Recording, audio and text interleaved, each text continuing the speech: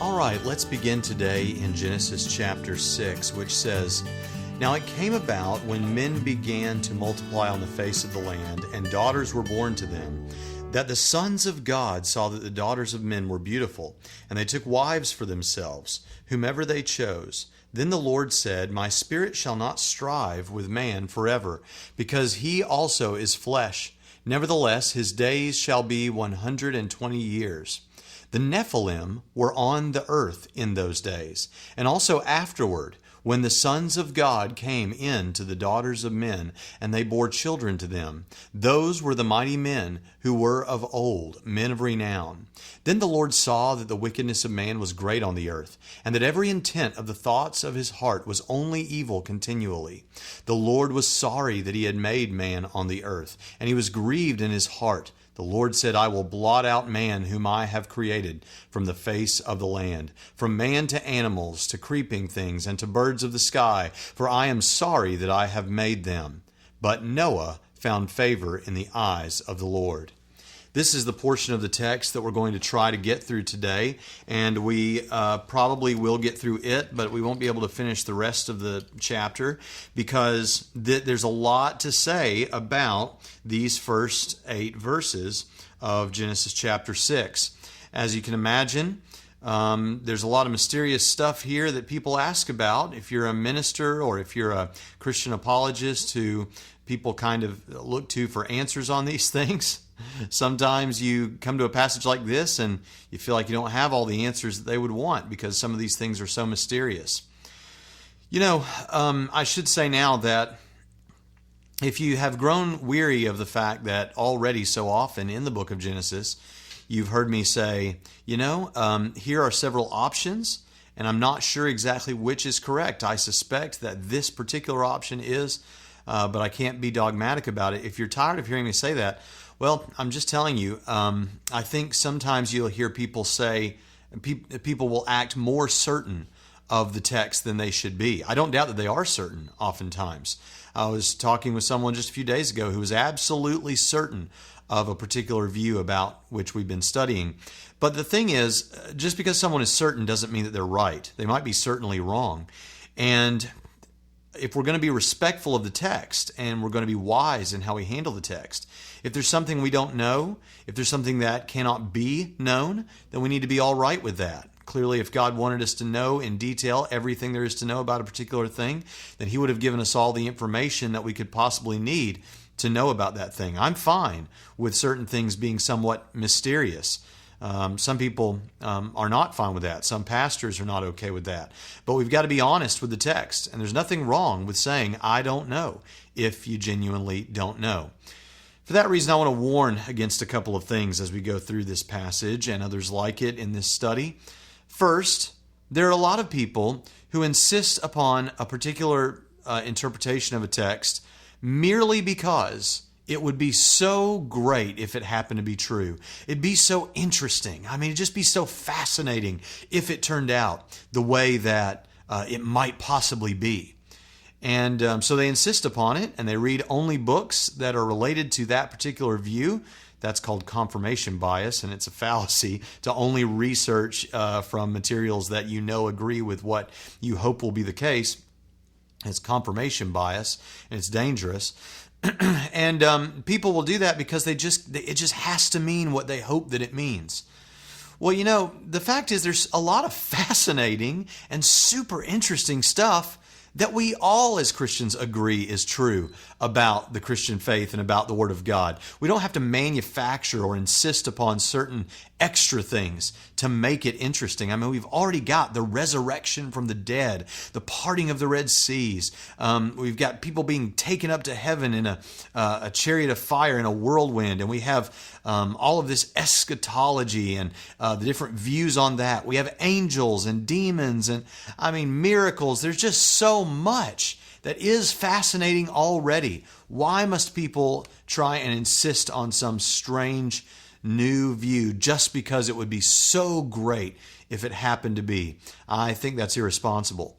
Secondly, you're going to run into people, and as the president of a seminary and Bible college, I meet students like this quite often, who think that they found something in the text that nobody else has ever seen before. And they have all these almost like conspiracy theories as they run all over the Bible, trying to find support and forcing different passages into their interpretation of what's being said. And they're so excited because they think they found something new. And they're almost like a mad scientist in a lab with different vials full of chemicals mixing and pouring, seeing what new reaction they can come up with. I submit to you that this is dangerous. This is not how we are to act. Is it possible that someone could find something about the Word of God that no one's ever found before or noticed before? Yes, I suppose that is possible. It has happened in the history of the Christian faith, but it hasn't happened very often. It's probably happened a fraction of a % of the time that people think that they found something like that. And I think what happens oftentimes is when someone's studying the text, they'll have some thought cross their mind. They'll think, maybe what if it's like that? And then they'll come up with some theory. And so they'll take it over here and they'll try it over here. And, oh man, it really worked. It worked in this passage too. And then they try to take it somewhere else and really doesn't work there as well as it did in the other two. And then they try to force the text to wrap around this new idea, which gets more elaborate as it goes. We've got to be careful that that when we're dealing with the Bible, we have a respect and a reverence for the fact that we are dealing with the very Word of God. And that means that innovation is something that we must be careful about, because we don't want to force the Bible to bend to our theories. We want to try and understand what the Bible actually means. And this means you've got to be honest with yourself. This means you've really got to search your heart when you supposedly come up with a theory like that and decide for yourself, is this really what's going on? Just sometimes push yourself away from it and say, all right, that was really super interesting and I thought I had something there, but is that really what's happening? Because the truth is, we need to come to understand what God wants to say to us, not something that we find to be amusing or something. All right, so with that, let's begin talking about the text. Now, I'm going to read again where it says here, now it came about when men began to multiply on the face of the land that daughters were born to them. Then the sons of God saw that the daughters of men were beautiful, and they took wives for themselves, whomever they chose. Then the Lord said, my spirit shall not strive with man forever, because he also is flesh. Nevertheless, his days shall be 120 years. All right, now we find here that the sons of God have come to the daughters of men and have married with them, and that children have been born. And something happens around at this point where we don't know how long this period is. We know something happened here where God becomes very upset and decides that he's going to, we find out later, destroy the world with water. And he says even that he relented that he ever made man or something like that. So we've got to ask the question, is there something about this union that we see here that caused that reaction on the part of God? Now, before we talk about the super interesting part here that deals with the Nephilim and all that sort of thing, notice that it says that God decided that that man's days shall be 120 years. What does that mean? We know that people have been living for these expanded lifespans, and we've talked a little bit about that in the last lecture. And so some people might think that this is the point at which God supernaturally intervened to ensure that man would not live much longer than about 120 years. Maybe 120 years is the average now. The problem, of course, with that is that that doesn't seem to hold up as we continue through the text and see that after this point and after the flood, people were still living for hundreds and hundreds of years. So that explanation doesn't really seem to work exactly. It could be that it would be 120 years from this point until the flood would happen. It's really hard to say exactly what that means, but that would make better sense of that, I think. Now let's go ahead and talk about this. The Nephilim were on the earth in those days, and also afterward, when the sons of God came in to the daughters of men, and they bore children to them. Those were the mighty men who were of old, men of renown. Now, what is this mysterious issue that has to do with the Nephilim? Now, the term Nephilim is not something that appears in other Hebrew ancient writings from the period. or anywhere else. It's just here in the Bible. And so we've got to figure out, kind of just based on context and what we see here, what exactly this word means. And for this reason, a lot of people have put forward different ideas. Some people think that the Nephilim are the children that are born from this union of the sons of God and the daughters of men. That's probably the majority view.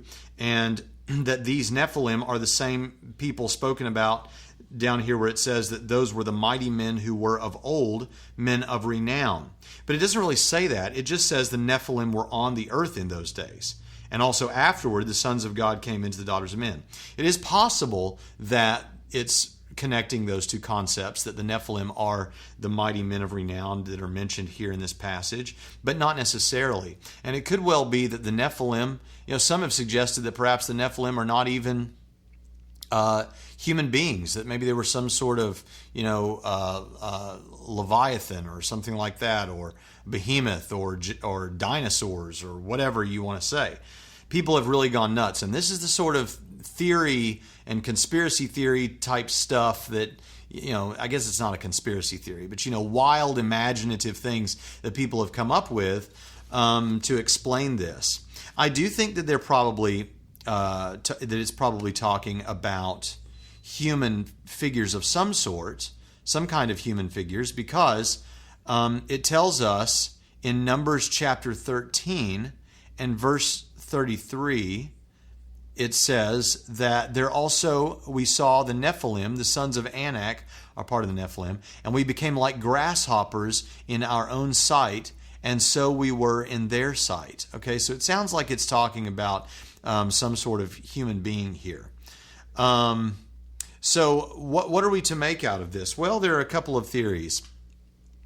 One theory is that when it talks about the sons of God, what it's talking about are angels. And there is some good reason to think this way. The idea would be that these angels came down, saw the daughters of men, which would just be human women, and thought that they were beautiful and decided that they wanted to have sexual interaction with these women.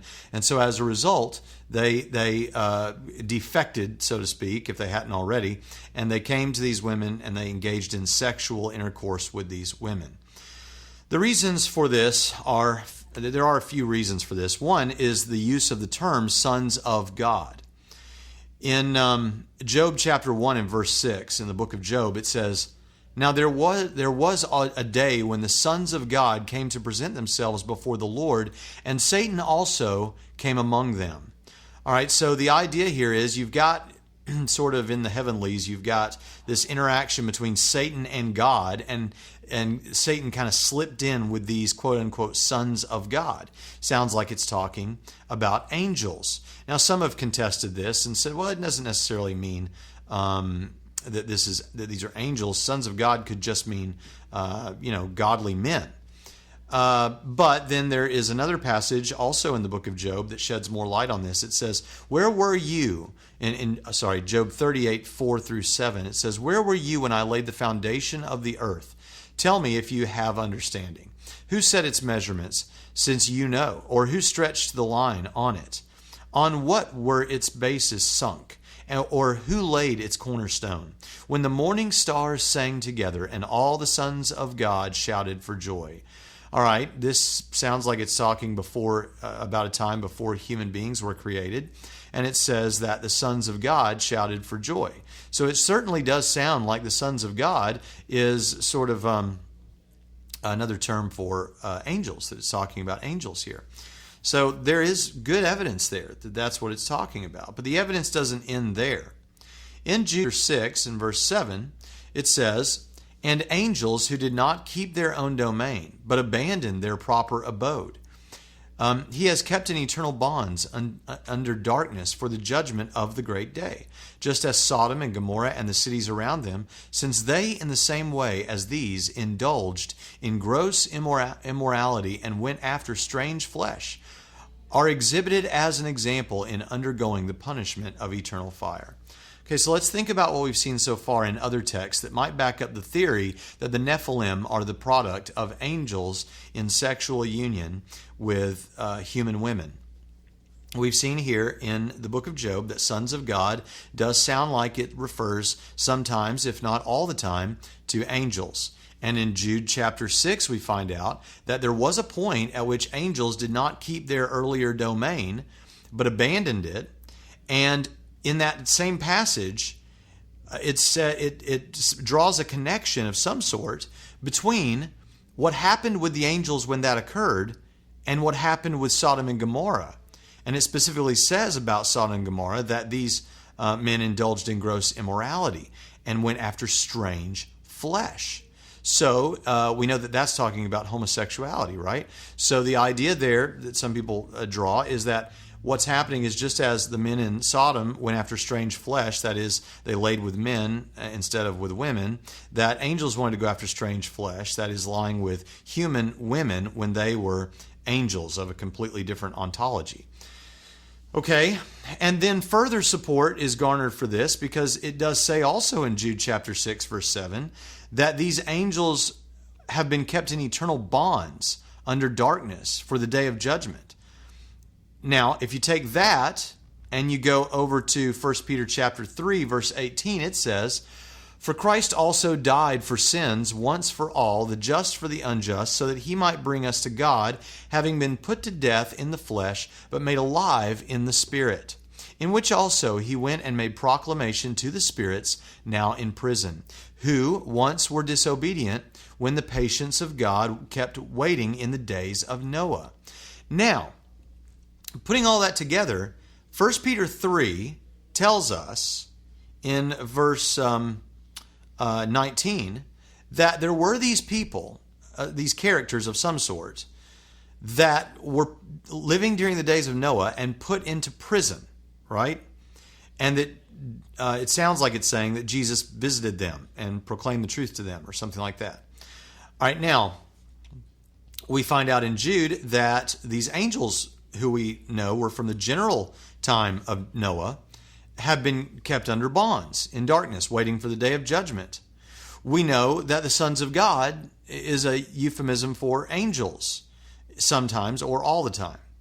Therefore, it is concluded that what is based on other scripture, more revelation we get later in the Old Testament and then in the New Testament, that these were angels, the sons of God were angels in Genesis chapter 6, and that they went after strange flesh, strange from their perspective, and engaged in a sexual encounter with women, and that these women then became pregnant with the Nephilim, and that the Nephilim are the same characters mentioned later that were men of old, men of renown, and that this is where you get giants from.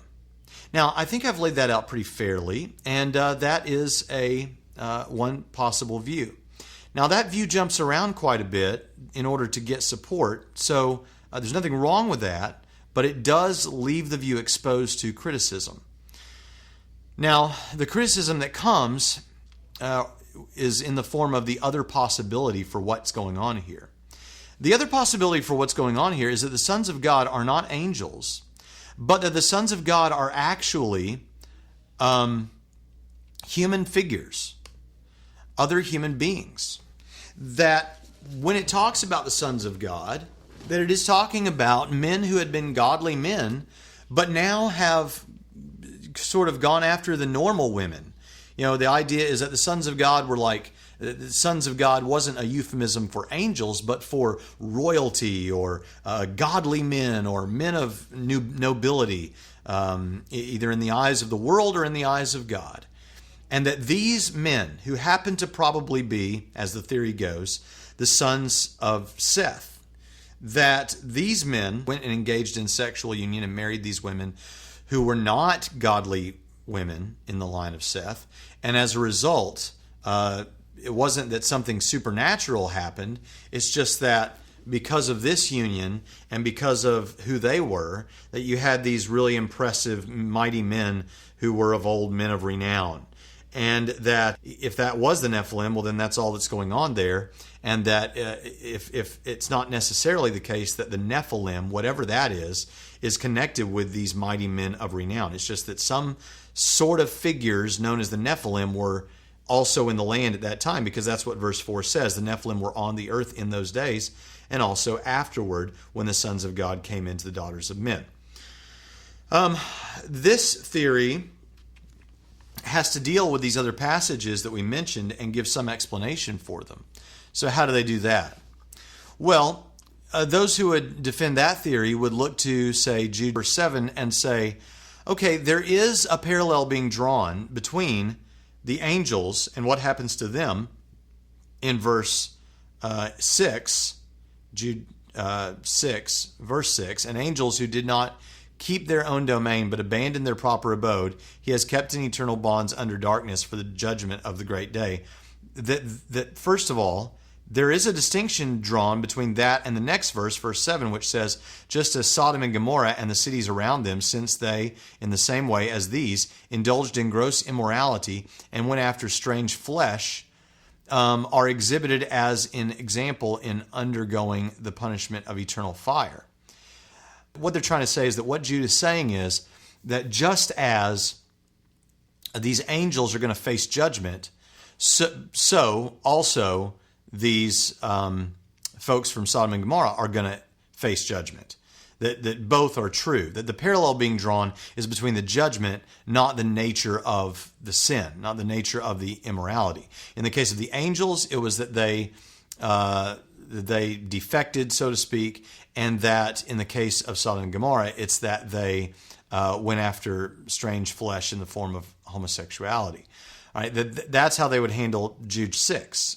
Now, they would not see those angels as being the subjects of 1 Peter chapter 3, verse 18, where it says, for Christ also died for sins once for all, the just for the unjust, so that he might bring us to God, having been put to death in the flesh, but made alive in the spirit, in which also he went and made proclamation to the spirits now in prison. He would not say that those folks would not say that those spirits in prison are these angels, but rather that the spirits in prison are human beings. Now, from there, some folks would say that those human beings, some folks that would accept that those are human beings there, that Jesus went to preach to after his death, but before his resurrection. Some folks would say that those are Old Testament figures, either Old Testament saints or just Old Testament people in general, and that now Jesus is going to preach to them. Some folks would say it's the Old Testament saints, particularly the good folks of the Old Testament. However, notice that in verse 20 it says, who once were disobedient when the patience of God kept waiting in the days of Noah. So it's not talking necessarily about godly people, it's talking about disobedient people. Moreover, it can't be talking about these angels if the sons of God are the angels, because what it says here is that this was during the construction of the ark.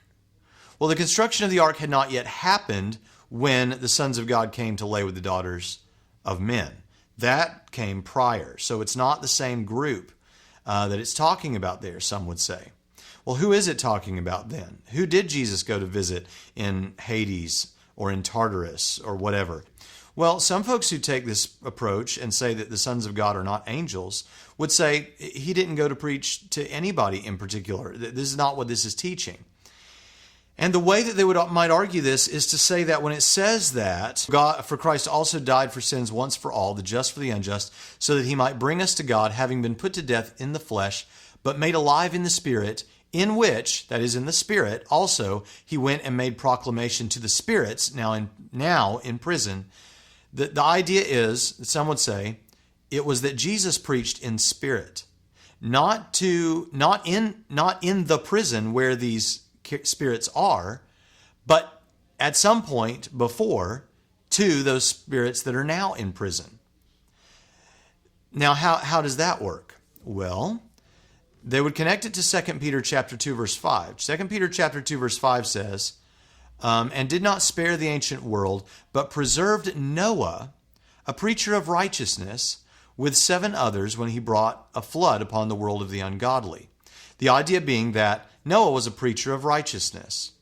So that when it says that Jesus in spirit preached to those now in prison, that he preached in spirit through Noah.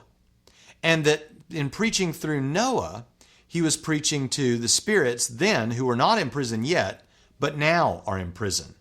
Now, if that sounds like a stretch to you, it might be. But there is some good reason to believe that Peter thinks this way about Jesus preaching in spirit through somebody else. Because in 1 Peter chapter 1, verse 10, it says, "As to this salvation, the prophets who prophesied of the grace that would come to you made careful searches and inquiries, seeking to know what person or time the Spirit of Christ within them was indicating as he predicted the sufferings of Christ and the glories to follow."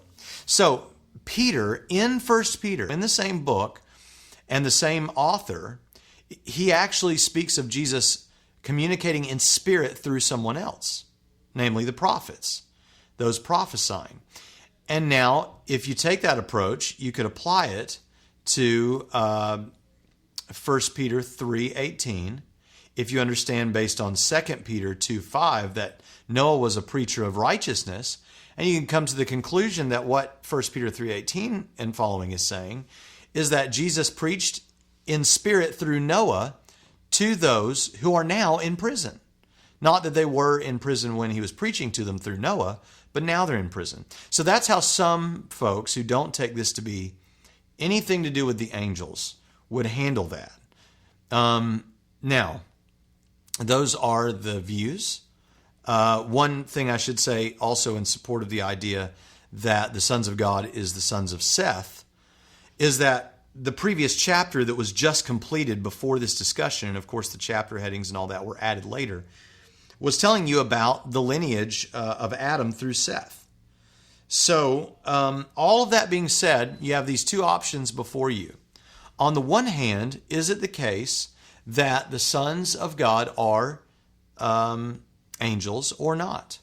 If they are angels, then the Nephilim are the product of a union between angels and human beings. If they are the sons of Seth, what you have is godly men turning away from what they should be doing and going after normal women of the land, perhaps ungodly women. And this is what angered God so much that he decided he had to destroy the world with water. But those are two different possibilities. One thing I should say that people will say about this is in criticism of the idea that the sons of God are angels is they might say, well, wait a minute, hold on just a second. How does that even work? Because after all, angels are spiritual beings. They're spirit. They don't have physical bodies. Well, that is true. I believe that angels are spirit. The same Hebrew and Greek word used for the Father is also used of the nature of angels. They are spirit. However, that being said, we do know that the angels can manifest themselves physically.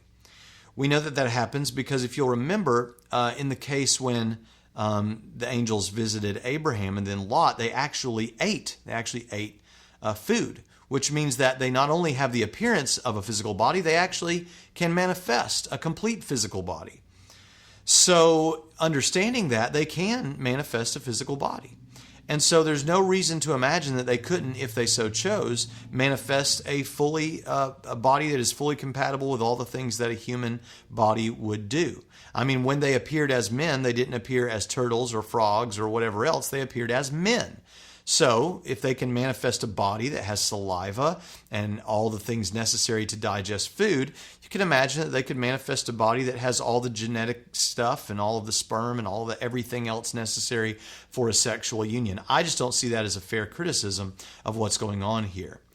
So all of that being said, I think that these are two views that you should consider. Again, I can't be dogmatic about this. I personally think that when people are dogmatic about it, they're going beyond what I think we are able to know. Now, maybe they are able to know. Maybe they know things and recognize things that I don't see or recognize. And if that's the case, that's the case.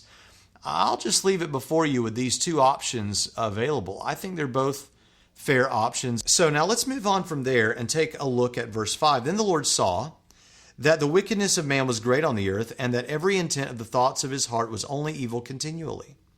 The Lord was sorry that he had made man on the earth, and he was grieved in his heart. The Lord said, I will blot out man whom I have created from the face of the land, from man to animals to creeping things and to birds of the sky, for I am sorry that I have made them. But Noah found favor in the eyes of the Lord. Now, we'll finish with this text today. First of all, I would say that when it says that the thoughts of man's heart are only evil continually, How should we take that? Because as many of you know who follow my ministry, I've had live public debates, moderated debates with Calvinist scholars on this. And Calvinists believe in a view that is known as total depravity. It is the first point in the 5 points of Calvinism. Total depravity. And this is one of the verses that they will use in support of the idea of total depravity. And what total depravity teaches is that man is so corrupted because of the fall that he is completely unable to be saved. Some Calvinists are perfectly happy to say, instead of total depravity, total inability, that he is totally unable to call out to God for salvation. Now, we all agree that he can't save himself, that he needs God. But they would say that he's totally unable. And one of the reasons is that his nature now is so corrupt that he never would even think to call out to God. He would never think of needing God. He is totally depraved. So depraved, in fact, that even every thought he has is wicked and evil based on this passage. Now, there are two kinds of texts that can be used in support of what is known as total depravity. There's two kinds of texts in the Bible. One sort of text is the sort of text that is somewhat universal. You find some of those in Romans and other places that do seem to be texts that speak about what every man is like. However, then there are other texts that seem to speak to specific, unique individuals or groups of people. For example, we find Jeremiah prophesying to people and describing how wicked they are, and Calvinists will use some of those passages to support total depravity, but that was talking about a specific group of people who were rebelling against God and denying God and his lordship in their lives. In this passage, it's talking about a specific group of people before the flood that were so wicked that God decided to destroy the world with water. He's never done that again. The text goes out of its way to talk about how specific it is, how uniquely evil these people were. Now, it's true that even the good works of an unregenerate man, even when he does do good things, helps the little ladies across the street, gives to charities, things like that, it's true that this does not warrant him salvation. And so in that sense, even those quote-unquote good acts are not righteous. But is it really realistic to say that every unregenerate person, think about the lost people that you know, your neighbors, your people in your community, people that you work with. Is it really true that every single thought of their hearts is only evil continually? I would say that's not true. I would say there's a lot of lost people who are as interested in being good parents as you and I are. They are as interested in helping people who are in extreme poverty as you and I are. That's not what the Bible is not teaching that they're lying about that. The Bible is teaching that those things will not merit them righteousness, and so they'll be burnt up like filthy rags. What it is not teaching is that these people never think thoughts that are morally good. That's not what it's saying. Now, it is saying that about these people before the flood. It's saying that's how wicked they were. But it's not saying all man for all mankind is for all time is like that. And anyone who wants to maintain that is going to have to do it based on other texts. Now, you might say, well, yeah, but isn't it true that there are people like that are that wicked in the world? Yes, as a matter of fact, it is. There are people that wicked.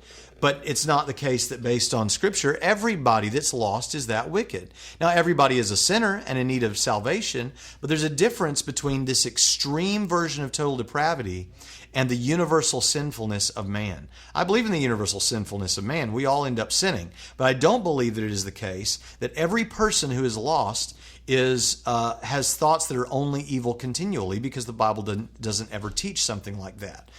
To back that claim up, people point to this passage and ones like it, but these are passages that are about a specific group of people on whom God could tolerate their wickedness no more and brought judgment. And so we've got to be consistent. You say, well, then why is it that preachers preach that way and that sort of thing? Well, people preach that way because systematic theologians go through the text and they look for passages that back up different doctrines. And there is a doctrine of man that is included in most systematic theologies. Now, thank God for good systematic theologians. I have a personal friend at New Orleans Seminary who is writing a book on systematic theology. He's an incredible scholar, and I know he's going to do an incredible job. And I don't think he'll make this misstep. But some systematic theologians, because they want to have these nice, clean, seamless doctrines will go through the scripture and grab passages like this and say, this is what man is like. And they'll put a whole bunch of passages together that seem to describe what the nature of man is. The problem is that some of those passages, like this one, is about a specific kind of person. A person, in this case, before the flood that God judged the world with. So I hope you can see why I have a little bit of a problem with this concept of using this to support the doctrine of total depravity. Nevertheless, it had gotten so bad that God decided that he was going to destroy the world with water. Now, what about the idea that it does say here that God had decided that he was going to, how about the idea that he's going to destroy the world with water? It does say here that the Lord was sorry that he had made man on the earth and was grieved in his heart.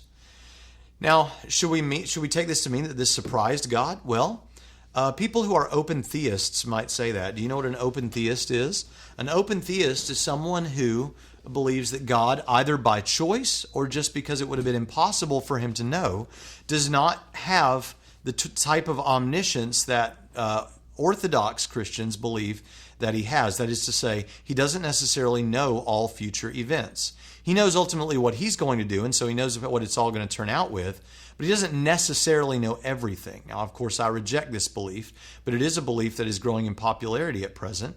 And they would look at a passage like this and say, yeah, maybe he didn't know that it was going to happen, and so here he's reacting to what they're doing. I don't see it that way. I believe in a view of omniscience that God knows all things, past, present, and future. He knows all propositional truth. And so what do we say about this from that perspective? Well, we would say that this is an anthropomorphism. Now, we talked about anthropomorphisms earlier, and in our, I think, our second or third lecture. It's just a way of describing what was going on in the mind of God. Now, I do believe that God has thoughts. I believe that things affect him. There is a doctrine that some people have that teaches that God never has emotions, that he never experiences pain or pleasure or happiness or sadness or anything like that. Well, I think instead that he does. You know, one thing that some scholars say is they say, well, if you believe that, then do you believe that God, you must believe God is going to be like eternally depressed or grieved throughout all eternity for those people that died and went to hell. And that if he really loves them, and even after they go to hell, if he loves everyone, then he's going to just be eternally depressed. Yeah, I think God is grieved and always will be grieved about those people that died and went to hell. I reject this version of the doctrine of impassibility. I think that what God experiences and feels is not entirely like what we experience and feel, but I do believe that he's a being and he's a person and he has thoughts and feelings about us. Otherwise, what really would it mean to say that we have a real relationship that's meaningful with him? And then, of course, the passage also says that God decided that he was going to destroy the world, but that he found favor that Noah found favor in the eyes of the Lord. And we're going to look at that again next time, and I hope that you'll stay with us and that you'll be here next time, and you'll be able to go through those things together. I appreciate that you've been present to listen to this lecture.